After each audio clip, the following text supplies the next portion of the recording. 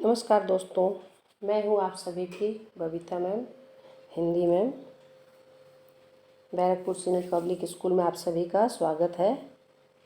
दोस्तों, आज हम सभी कक्षा 9 के विषय हिंदी कहानी खंड का अध्ययन करेंगे। कहानी का नाम है हिंसा परमो धर्म और इसके लेखक है मुंशी प्रेमचंद। आज हम सभी इस कहानी के तीसरे भाग यानी कि जामिद का चरित्र चित्रण और इस पाठ से संबंधित कुछ प्रश्न उत्तर को पढ़ेंगे। हिंसा परमो धर्म प्रेमचंद द्वारा रचित एक सांप्रदायिकता विरोधी मर्मस्पर्शी कहानी है। इस कहानी में जामिद नामक एक नवयुवक के माध्यम से कहानीकार ने यह संदेश देने की कोशिश की है कि जो व्यक्ति मानवीय मूल्यबोध एवं मानवतावादी भावनाओं से संपृक्त रहता है, इसके लिए धर्म से बढ़कर मानवीय संवेदनशीलता ज़्यादा महत्वपूर्ण होती है। जामिद इस कहानी का नायक है क्योंकि पूरी कहानी इसी के इर्द गिर्द घूमती रहती है। उसके चरित्र की कुछ विशेषताएं हैं।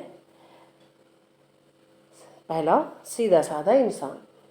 जामिद एक नेक गंवाई दिल इंसान है। उसकी न किसी से दोस्ती और न किसी से दुश्मनी थी।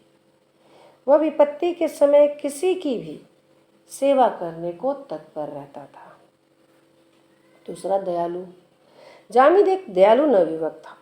उसके लिए यह मुमकिन नहीं था कि वह किसी गरीब या बेसहारा पर अत्याचार होता देखे और चुप हो जाए। गरीब की सहायता के लिए वह अपनी जान की बाजी भी लगाने से नहीं हिचकता था। तीसरा, सर्वधर्म समभाव। जामिद के स्वभाव में सभी धर्मों के लिए आदर का भाव है। भगवान और खुदा में वह कोई अंतर नहीं समझता है। इसलिए जब वह गांव से शहर आता है और देखता है कि एक मंदिर के आंगन में जगह जगह गोबर और कूड़ा बिखरा पड़ा है, तो वह उसे साफ करने में जुट जाता है। चौथा, संवेदनशील युवक। जामिद एक संवेदनशील युवक है। वह अनायास किसी पर भी अत्याचार बर्दाश्त नहीं करता। यही कारण है कि तिलकधारी युवक से बूढ़े व्यक्ति को बचाने के लिए लड़ता है तो काजी के चंगुल से एक स्त्री को छुड़ाकर सही सलामत उसके घर तक पहुंचाता है। पांचवा, प्रेम और सौहार्द का रक्षक। जामिद सदैव समाज में प्रेम और सौहार्द की रक्षा करता दिखाई पड़ता है। इसलिए जब वह काजी के चंगुल से पंडित राजकुमार की स्त्री को सकुशल उसके घर पहुंचा देता है और जब पंडित जी जामिद से पूछते हैं कि मैं आपकी इस नेकी का क्या बदला दे सकता हूँ, तो जामिद कहता है कि इसका बदला यही है कि इस शरारत का बदला किसी गरीब मुसलमान से न लीजिएगा। यही आपसे मेरी दरख्वास्त है। अतः यह स्पष्ट है कि जामिद इस कहानी का प्रेरणास्पद चरित्र है।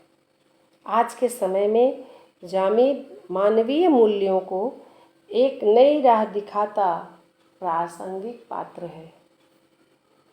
अब हम सभी इस कहानी से जुड़े कुछ प्रश्न को पढ़ेंगे। कहानी का पहला प्रश्न है, हिंसा परमो धर्म शीर्षक का अर्थ स्पष्ट कीजिए। इसका उत्तर है, हिंसा परमो धर्म शीर्षक का अर्थ है कि हिंसा ही परम धर्म है, किंतु यह एक व्यंग्यात्मक शीर्षक है जिसका अर्थ यह कदापि नहीं है कि हिंसा परम धर्म है। संपूर्ण पाठ का सूक्ष्मता से अध्ययन करने पर यह निष्कर्ष निकलता है कि कोई भी धर्म हिंसा का समर्थन नहीं करता। अगला प्रश्न है, उन लोगों को क्या कहा जाता है जो किसी के नौकर न होते हुए भी सभी के नौकर होते हैं? इसका उत्तर है, जो व्यक्ति निस्वार्थ भाव से अपने पराये का भेदभाव किए बिना सर्वधर्म समभाव की दृष्टि से सबका कार्य करता है, उसे ही परोपकारी सज्जन साधु व्यक्ति कहा जाता है। अगला प्रश्न है, जो किसी भी अन्याय अथवा अत्याचार होते देख चुप रह जाए उसे क्या कहते हैं? इसका उत्तर है, जो किसी भी अन्याय अथवा अत्याचार होते देख चुप रह जाए ऐसे व्यक्ति सबसे बड़े अपराधी कहे जाते हैं। अगला प्रश्न है, शहर पहुंचकर जामिद ने क्या देखा? तो इसका उत्तर है, शहर पहुंचकर जामिद ने देखा कि गांव की अपेक्षा शहर बहुत बड़ा है।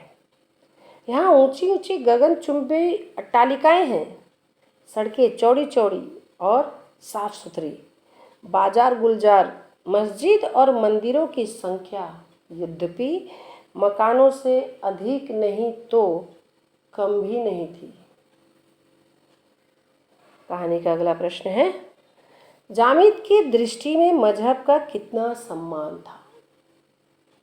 तो इसका उत्तर है, जामिद की दृष्टि में मजहब का जितना सम्मान था उतना और किसी सांसारिक वस्तु का नहीं। अगला प्रश्न है, जामिद शहर के लोगों के विषय में क्या सोच रहा था? इसका उत्तर है, जामिद शहर के लोगों के विषय में सोच रहा था कि ये लोग कितने ईमान के पक्के और कितने सत्यवादी हैं। इनमें कितनी दया, कितना विवेक, कितनी सहानुभूति होगी। तभी तो खुदा ने इन्हें इतना माना है। यहाँ के प्राणी उसे देवता तुल्य मालूम होते थे। अगला प्रश्न है, जामिद ने मंदिर को किस अवस्था में देखा?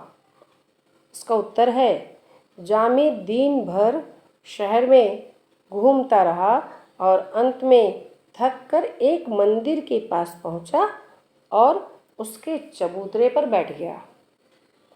उसने देखा कि मंदिर के आंगन में जगह जगह गोबर और कूड़ा भरा पड़ा था। अगला प्रश्न है, जामिद किस तरह फांस लिया गया? इसका उत्तर है, जामिद का भक्तों ने खूब सेवा सत्कार करना शुरू कर दिया। उसे एक हवादार मकान रहने के लिए दिया गया। दोनों वक्त उसे उत्तम भोजन खाने को दिया जाने लगा। 2-4 आदमी उसे सदा घेरे रहते थे। इस प्रकार वह फांस लिया गया। अगला प्रश्न है, पुराण पढ़ते समय जामिद ने क्या देखा?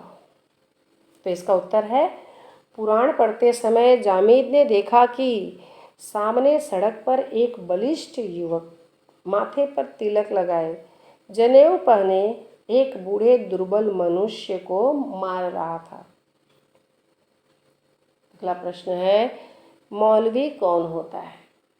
तो इसका उत्तर है, इस्लाम धर्म के अनुसार मौलवी वह होता है जो इस्लाम धर्म का आचार्य होता है तथा अरबी, फारसी आदि का ज्ञाता होता है और इस्लाम धर्म का प्रचार करता है। अगला प्रश्न है, हिंदू कभी ऐसा अत्याचार नहीं कर सकता। वक्ता का नाम बताइए। स्पष्ट कीजिए कि हिंदू लोग इस तरह का अत्याचार क्यों नहीं कर सकते। तो उपयुक्त कथन उस स्त्री का है जिसे तांगे वाला धोखे से स्टेशन से तांगे पर बैठाकर उसे मौलवी साहब के घर ले आया। यानी कि हिंदू कभी ऐसा अत्याचार नहीं कर सकता। इस पंक्ति के वक्ता जो है वह स्त्री है जिसे तांगे वाला धोखे से अपने तांगे पर बैठाकर मौलवी साहब के घर लेकर दिखाया था। वह स्त्री कहती है कि हिंदू लोग इसलिए अत्याचार नहीं करते क्योंकि वह सहिष्णु होते हैं और जुल्म को स्वयं बर्दाश्त करते हैं। ईश्वर में उनकी पूर्ण आस्था होती है। वे सभी धर्म को अपने धर्म की ही तरह सम्मान करते हैं। अगला प्रश्न है, धर्म और धार्मिक लोगों से किसे घृणा हो गई थी और क्यों? इसका उत्तर है, जामिद को धर्म और धार्मिक लोगों से इसलिए घृणा हो गई थी कि सच्चे अर्थ में ये धर्म का उपयोग नहीं करते बल्कि धर्म के नाम पर ये अधर्म करते हैं। अगला प्रश्न, लोग किसे बड़म समझते थे और क्यों? इसका उत्तर है, लोग जामिद को उसकी सज्जनता, भलमनसाहत, परोपकारिता की भावना, ईमानदारी एवं सच्चाई के कारण बड़म समझते थे। कहानी का अंतिम और अगला प्रश्न, देहात में जामिद की कदर क्यों नहीं थी? इसका उत्तर है, देहात में जामिद की कदर इसलिए नहीं थी क्योंकि वहाँ के लोग गुणों के पारखी नहीं थे। इस तरह से इस कहानी का प्रश्न उत्तर एवं जामिद का चरित्र चित्रण यहीं समाप्त होता है। तब तक के लिए धन्यवाद। फिर मिलते हैं हम लोग अगले वीडियो में।